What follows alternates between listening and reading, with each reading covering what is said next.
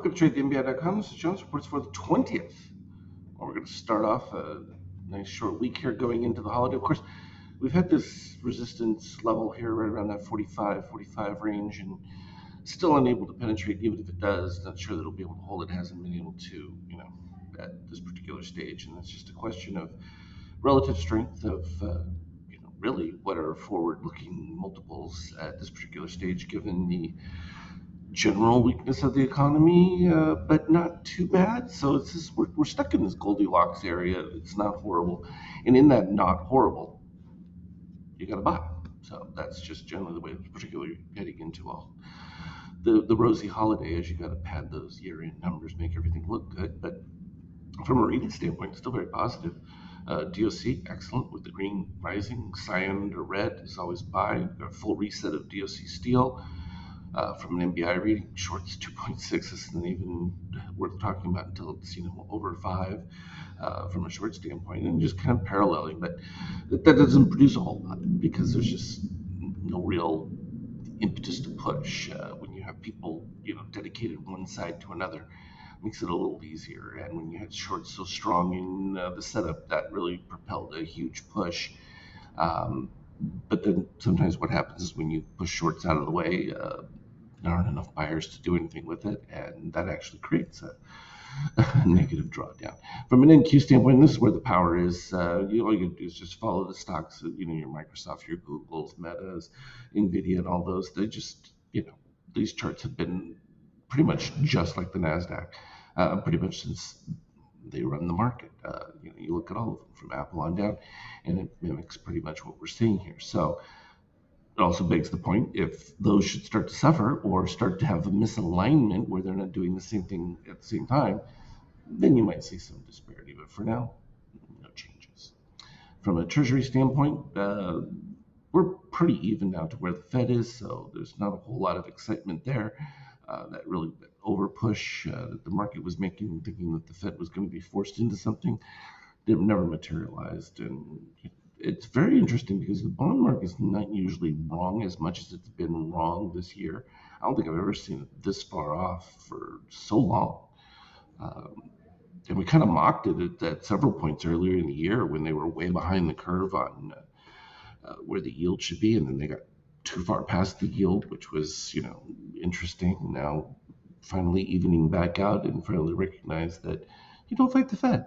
It's not complicated. You hear them say it, but then they don't even do it. So you just wonder, okay. From an oil standpoint, this really becomes the relative kingmaker here. As long as oil is modest, this isn't great, but it's not horrible. Bad was getting up there in that mid-80 range. That was pretty ugly. And if that had stayed up there, then that would have been a problem. But things have been pretty well handled from a geopolitical standpoint, and that has salvaged the situation.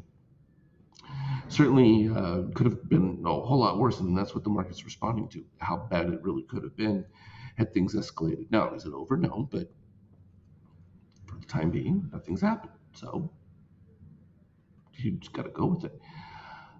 That's helped the euro quite a bit in a ridiculous kind of way, because the euro isn't doing anything. The Eurozone is pretty much a wrecking ball as far as their economies go right now. No recovery from supporting the sanctions against the East, and that's really impacted. But it's a strong comeback, and it pretty much puts them in a safe zone now, back up to that 110.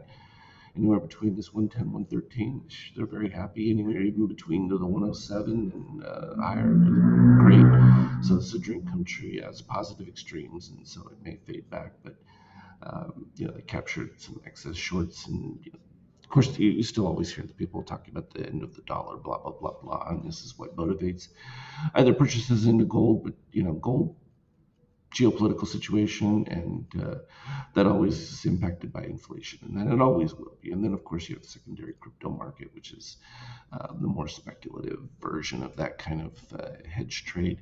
And, you get a lot more bait out of it. But now that these are moving into ETF setups, it does create more demand on it. And so that's going to create a lot more effective use.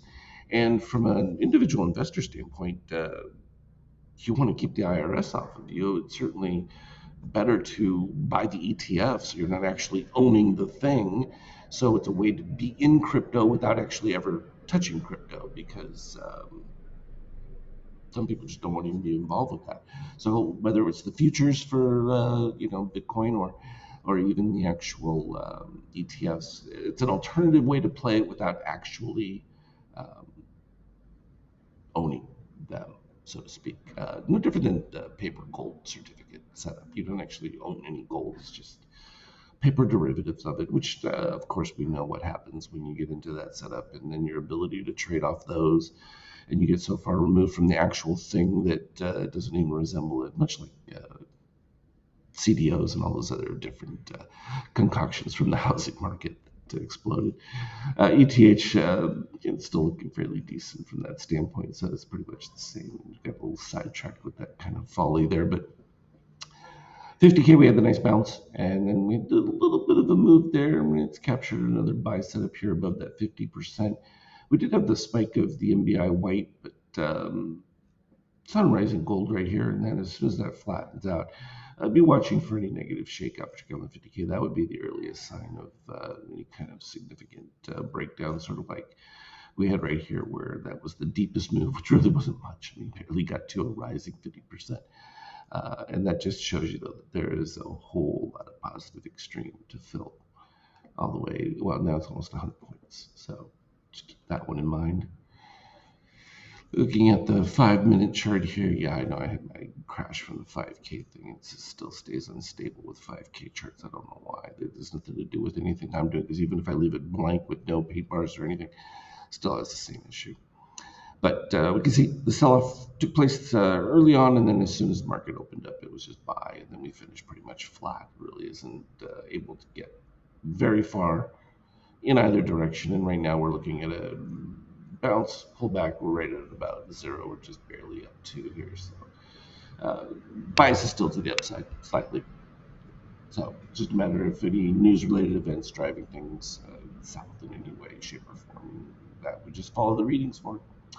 As always, though, trade well. Talk again later. Look for the Skype chat.